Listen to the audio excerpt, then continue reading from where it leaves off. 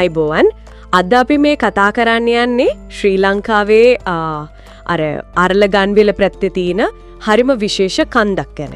දානිගල කන්ද. ඔව් දානිගල. අඩි 1000කට වැඩිය උස නැහැ. ඒත් ඒකේ හැඩය තමයි හරිම පුදුම හිතෙන කාරණේ. ඒක තමයි.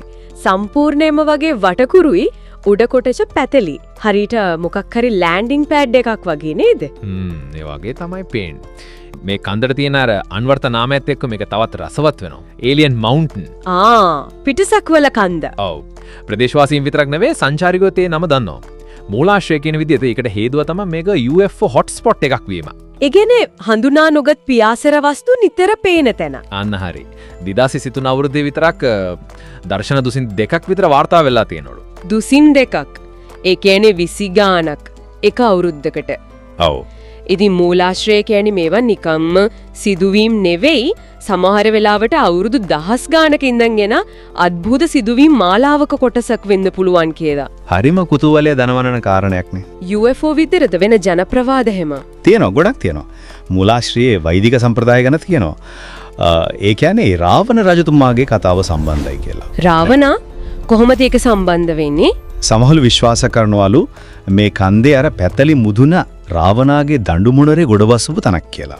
එහෙම හැකියාවක් තිබුණා කියලා. දඬු මොනරේ ලෑන්ඩින් ස්පොට් එකක්. රසවත්. ඒ වගේම බුදුන් වහන්සේ ගැනත් සඳහනක් තියෙනවා නේද මූලාශ්‍රයේ? ඔව්. කන්දේ බුද්ධ ප්‍රතිමාවක් තියෙන ලැනක්කුත් තියෙනවා කියනවා. ඒ වගේම බුදුන් වහන්සේ මේ පැත්තට ආධ්‍යාත්මික කටයුතු වලට වඩින්න නැති කියලාත් අදහසක් තියෙනවා. ඒකම අර අසාමාන්‍ය හැකියාවක් ගැනත් කියනවා නේද? අර ටෙලිපෝට් වෙන එක. අන්න ඒක. ක්‍රිපු 6 හෝ 5 සියවසේදී බුදුන් වහන්සේට ෂණිකව තැනකින් තැනකට යන්න පුරුවන්කමක් තිබුණා කියලා පැරණි බෞද්ධ කතාවල තියෙනවා කියන එක මූලාශ්‍රයේ ඉස්මතු කරනවා. ඉතින් මෙන්න මේ වගේ දේවල් නිසා තමයි අර පුරාණ ගගනගාමී න්‍යායවාදීන් මේකට සම්බන්ධ වෙන්නේ නේද? හරියට හරි. ඒ අය මේ ජනප්‍රවාද මේ හැකියාවන් දිහා බලලා වෙනස්ම අර්ථකථනයක් දෙනවා.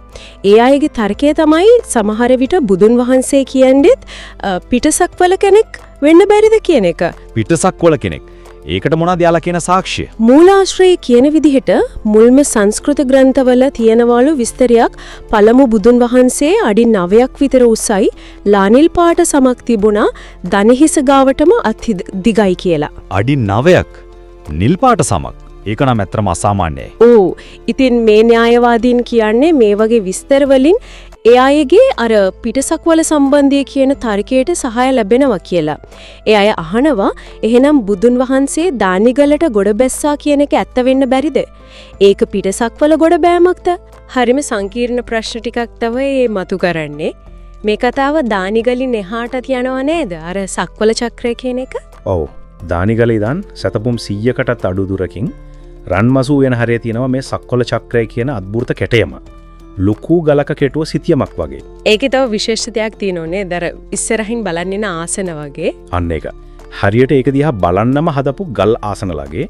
සක්වල චක්‍රය කියන්නේ විශ්වයේ රෝදය කියන එකනේ. ඉතින් ඒක මොකක්ද ඇත්තටම? සිතියමක්ද? සාම්ප්‍රදායික මතය තමයි ඒක පැරණන්ගේ විශ්වය ගැන තිබ්බ අදහස් පෙන්눔 කරන සිතියමක්. ඒ කියන්නේ කොස්මොලොජිකල් මැප් එකක් කියලා. ඒත් ප්‍රදේශයේ තියෙන ප්‍රබල විශ්වාසයක් ජනප්‍රවාදයක් ඒක හුදු සිතියමක් නෙවෙයි. ඒක ස්ටාර්ගේට් එකක් කියලා. ස්ටාර්ගේට් ඒ කියන්නේ වෙන ලෝකවලට යන පුළුවන් දොරටුවක් වගේ. ඔව් අන්න ඒ වගේ දෙයක්. ඒ ජනප්‍රවාද වල හැටියට බුදුන් වහන්සේ 3 පාරක්ම මේ ద్వාරය පාවිච්චි කරලා තියෙනවලු. වෙනත් තලවලට සමහර විට වෙන ග්‍රහලෝකවලට යන්න. ඇත්තටම ඒක නම් හරිම පුදුම කතාවක්.